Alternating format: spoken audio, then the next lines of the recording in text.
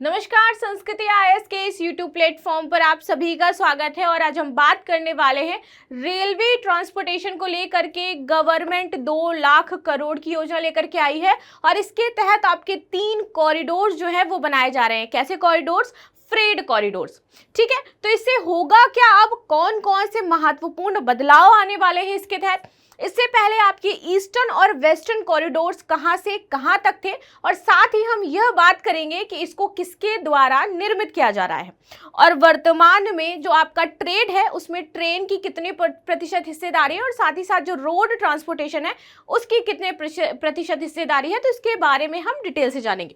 यदि बात की जाए वर्तमान में जो बाई रेल आपका ट्रेड होता है, दैट इज समथिंग 24% के आसपास किससे हो रहा है? बाई रेलवेज हो रहा है। ठीक है, और बाकी बचा जो आपका ट्रांसपोर्टेशन है वो आपका किससे हो रहा है? बाई रोड्स हो रहा है। अच्छा, रीजन क्या है और सरकार क्या कर रही है? यही जो आपका 24% हिस्सेदारी है ट्रेड में, इसको बढ़ा करके सरकार चाहती है कि 44% कर दिया जाए। कब तक? तो 2051 तक 44% करने की बात कह रही है।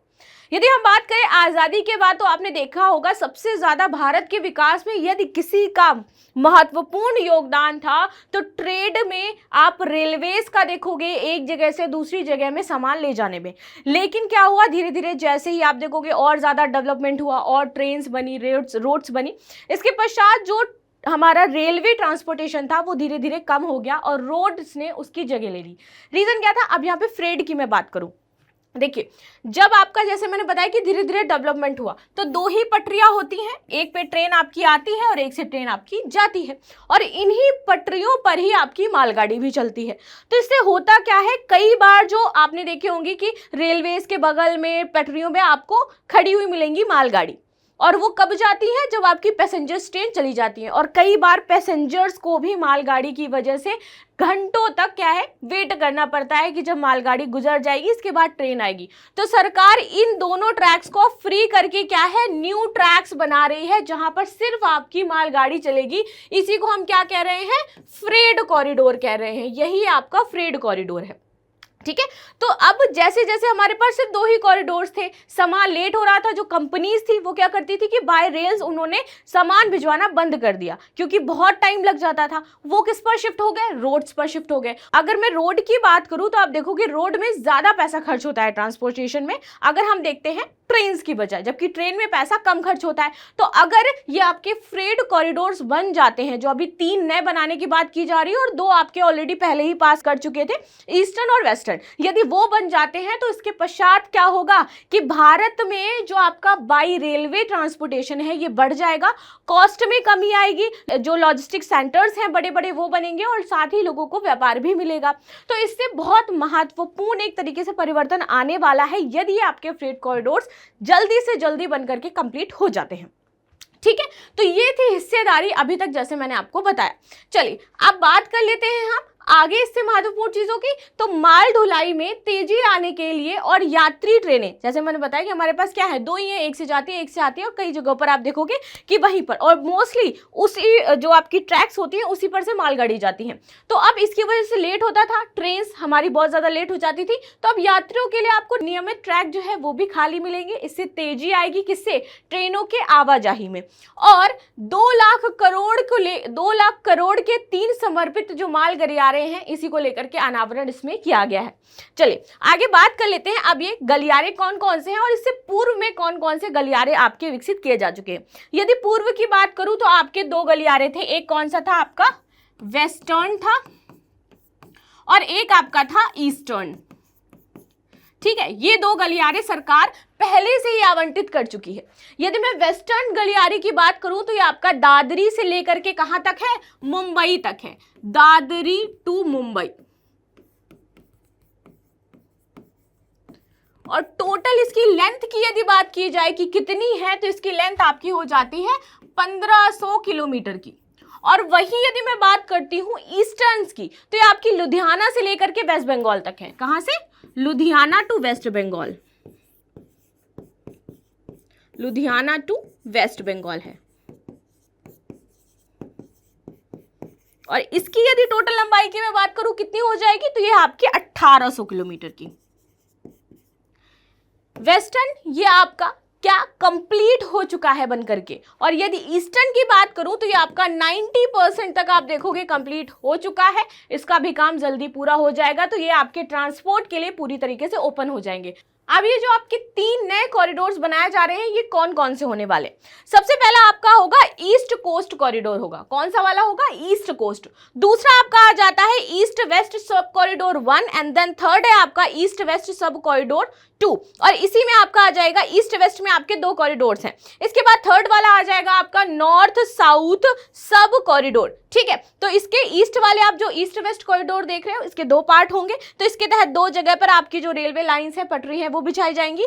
ईस्ट कॉरिडोर जो आपका है बेसिकली कोस्ट वाला, वो खड़गपुर से शुरू होता है, कहां तक जाएगा? विजयवाड़ा तक जाएगा, और इसकी जो लंबाई है टोटल वो 1115 किलोमीटर है। वही यदि मैं बात करूं ईस्ट वेस्ट सब कॉरिडोर की, जो कि फेज 1 की है, ये आपका कहां से शुरू होगा? पालघर से शुरू होगा और दनकुनी तक जाएगा, और इसकी टोटल लंबाई 2073 किलोमीटर है। और वही यदि मैं बात करूं ईस्ट वेस्ट सब कॉरिडोर 2 की, जो कि फेज 2 में बनेगा, वो आपका जाएगा कहां से? राजखरसौन से ले कहां तक? अंडल तक। इसके बाद आता है नॉर्थ सब कॉरिडोर, जो कि आपका विजयवाड़ा से इटारसी तक है, और इसकी टोटल लंबाई आपकी 9755 किलोमीटर हो जाती है। यहाँ पर आपको दिख रहा होगा ये पहलगाम मुंबई से लेकर के कहां तक जा रहा है? आपका लुधियाना तक जा रहा है, एंड देन लुधियाना से शुरू होकर कहां पर जा रहा है? आपका ये खड़गपुर तक जा रहा है, एंड खड़गपुर से शुरू होकर यहाँ पर आएगा आपका विजयवाड़ा तक। तो ये आपके 3 कॉरिडोर जो यहाँ पर हैं वो आपको बताए गए हैं। चलिए आगे बात कर लेते हैं इन्हीं कॉरिडोर्स के बारे में डिटेल से कि कहाँ से कौन कौन से जा रहा है। 3 जो आपके गलियारे, जैसे मैंने बताया, पूर्वी तट मार्ग, उत्तर दक्षिणी मार्ग एंड देन पूर्व पश्चिमी मार्ग। इससे पहले वाले कौन से थे? वेस्टर्न, वो मैंने आपको बता दिया, और ईस्टर्न बता दिया कि वो कहाँ कहाँ से शुरू हो रहे हैं। इन तीनों गलियारों की जो कुल लंबाई है वो 4300 किलोमीटर है। ठीक है, तो टोटल इनकी ये लंबाई रहने वाली है। बेसिकली इसको जो विकसित किया जा रहा है या नाम दिया गया है, इसको नाम दिया गया है डेडिकेटेड फ्रेट कॉरिडोर, ये इसका हिस्सा है। और इसको रेलवे के तहत एक कंपनी का गठन किया गया था, वह कंपनी इनको बनाने वाली है। उस कंपनी का नाम क्या है? तो dedicated freight corridor corporation of India limited. ठीक है, तो ये एक कंपनी है जो किसके तहत बनी थी? रेलवे के तहत बनी थी, और यही इन गलियारों को विकसित करेगी, इस पर ये जिम्मेदारी है। तो आई होप आपको ये चीज समझ में आ गई होगी। चलिए सबसे पहले बात करेंगे हम पूर्वी तट गलियारे की। यह गलियारा पूर्वी तट के साथ वर्तमान तटीय यात्री जो रेल लाइन है, इसके लिए लगभग समानांतर है और उसी पर कार्य करेगा। यह आपका खड़गपुर पश्चिम बंगाल से शुरू होकर के तेनाली आंध्र प्रदेश तक जाएगा। ठीक है, इसकी जो कुल लंबाई है 1200 किलोमीटर है, और यह मार्ग बेसिकली किसके लिए यूज होगा? तो जो खनिज वाले राज्य हैं जैसे कि पश्चिम बंगाल, ओडिशा, इनसे होकर के गुजरेगा। खनिज संसाधन, कोयला, जो उर्वरक हैं, लौह अयस्क हैं, उनके माल ढुलाई के लिए ये आपका कॉरिडोर विकसित किया जा रहा है। ठीक है, तेनाली तक पहुंचने से चेन्नई के साथ बंदरगाह कनेक्टिविटी भी आसानी से हो जाएगी, और यहाँ से सीधे यदि हमें बंदरगाहों द्वारा कहीं अन्य कंट्री भेजना है या वहां से लाना है, तो हमें यह आसानी मिलेगी कि यहाँ पे कनेक्टिविटी बंदरगाह की हमें मिल जाएगी। चलिए आगे बात कर लेते हैं उत्तर दक्षिण गलियारा। ये आपके कहां से शुरू हो रहा है? तो मध्य प्रदेश के इटारसी से शुरू हो रहा है और तेनाली तक ये जाएगा। ठीक है, इसकी लंबाई 1200 किलोमीटर की दूरी तय करेगी बेसिकली, और इटारसी, नागपुर और विजयवाड़ा से होकर के ये गुजरेगा। अब ये क्या करेगा? तो ये 4 राज्यों से गुजरेगा, मध्य प्रदेश, महाराष्ट्र, तेलंगाना और आंध्र प्रदेश। ये किन किन चीजों के लिए बनाया जा रहा है? तो ये आपका कोयला, सीमेंट, उर्वरक, पेट्रोलियम और तेल स्नेह जैसे पदार्थ हैं, उनकी माल ढुलाई करेगा, और उसके लिए ये गलियारा जो है विकसित किया जा रहा है। अब ऐसा नहीं कि इनके अलावा और कुछ नहीं होगा, बट बेसिकली जो डेडिकेटेड है और जिनके लिए बनाया जा रहा है वो आपके कोयला, सीमेंट, उर्वरक, पेट्रोलियम व तेल स्नेहक है। ठीक है, थर्ड की बात करें, पूर्व पश्चिमी गलियारा। ठीक है, जो कि आपका अंडाल से पश्चिम बंगाल में स्थित है, वहां से पालगढ़ महाराष्ट्र को जोड़ेगा, और बेसिकली यह 5 राज्यों से होकर के गुजरेगा। कौन कौन से? पश्चिम बंगाल, झारखंड, ओडिशा, छत्तीसगढ़ और महाराष्ट्र। यहाँ पर क्या क्या माल ढुलाई की जाएगी? इस बेसिकली ये जो डेडिकेटेड कॉरिडोर है आपका, कौन सा वाला? पूर्व पश्चिम गलियारा। तो यहाँ पर जनरेटर, कोयला, लौह अयस्क, बॉक्साइट, मैग्नीज, फेरो मिश्र धातु, स्टील आदि का यहाँ पर आयात किया जाएगा। ठीक है, इसकी जो मुख्य लाइन है वो लगभग 2100 किलोमीटर की है, और इसके अतिरिक्त 300 किलोमीटर के साथ स्पेयर लाइन भी होगी। जैसे मैंने बताया कि इसके क्या थे? 2 पार्ट हैं, आपको देखने को मिलेंगे। चलिए आगे बात कर लेते हैं, ये आपका डेडिकेटेड फ्रंट कॉरिडोर डीएफसी क्या है। ये एक उच्च गति और उच्च क्षमता वाला रेलवे कॉरिडोर है, ये जो आपका विकसित हो रहा है यहाँ से लेकर के इतना ही आपका पहले विकसित किया जा चुका है।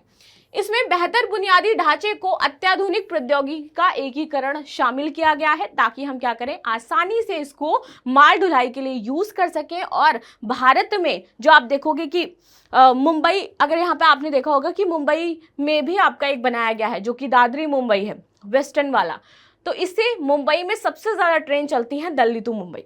तो उन ट्रेन्स में भी ये खाली होंगी, यानी कि आपकी पटरियां खाली रहेंगी, आसानी से आवाजाही चल सकती है और साथ ही साथ इससे बहुत सारे लाभ मिलने वाले हैं। लाभ किस प्रकार से मिलेंगे, तो एक तो आपकी कनेक्टिविटी बिल्ड हो रही है, माल ढुलाई में आसानी होगी, यानी कि जो ट्रांसपोर्ट है वो अब सस्ता हो जाएगा। तो जहां पर वो सामान पहुंचेगा वहां पर सस्ते रेटों में लोगों को उपलब्ध होगा, तो इससे भी लोगों को फायदा होगा। साथ ही साथ वहां पर एनर्जी एफिशिएंसी है जो वो बढ़ जाएगी, ठीक है। लोगों को इससे रोजगार बिल्ड होगा और जब लोग रोजगार करेंगे तो ऑफ कोर्स उनकी आय में और साथ ही साथ जो हमारी ऑल ओवर इकोनॉमी है उस पर भी पॉजिटिव इफेक्ट पड़ेगा, ठीक है। तो हम डेवलपमेंट की तरफ बहुत तेजी से बढ़ रहे हैं, धीरे धीरे करके, लेकिन हमारा जो डेवलपमेंट है वो अच्छा हो रहा है। आप देख रहे हो कि हम रोड, रेलवेज, ट्रांसपोर्टेज, इन पर बहुत अच्छे से कार्य कर पा रहे हैं। आगे डीएफसी के दो उपभाग कौन से थे, जैसे मैंने बताया कि पूर्वी समर्पित माल गलियारा जो कहाँ से है, पंजाब के साहनेवाल यानी लुधियाना से पश्चिम बंगाल दनकुनी तक है। और ये किसको किसको कवर करता है, तो पंजाब, हरियाणा, उत्तर प्रदेश, बिहार, झारखंड और पश्चिम बंगाल जैसे राज्य जो है उनको कवर करता है। अच्छा, इनको विकसित करने में मोस्टली जो पैसा दिया गया है वो विश्व बैंक द्वारा दिया गया है। जो आपके वेस्टर्न और ईस्टर्न गलियारे हैं जो मैंने शुरुआत में बताए थे कहाँ से कहाँ तक हैं, ठीक। चलिए आगे बात कर लेते हैं। वेस्टर्न डेडिकेटेड माल गलियारा जो है ये उत्तर प्रदेश में दादरी से लेकर के मुंबई में जवाहरलाल नेहरू पोर्ट ट्रस्ट तक फैला है। किसको किसको कवर कर रहा है ये, राजस्थान, हरियाणा, गुजरात, महाराष्ट्र और उत्तर प्रदेश, इनको ये कवर कर रहा है।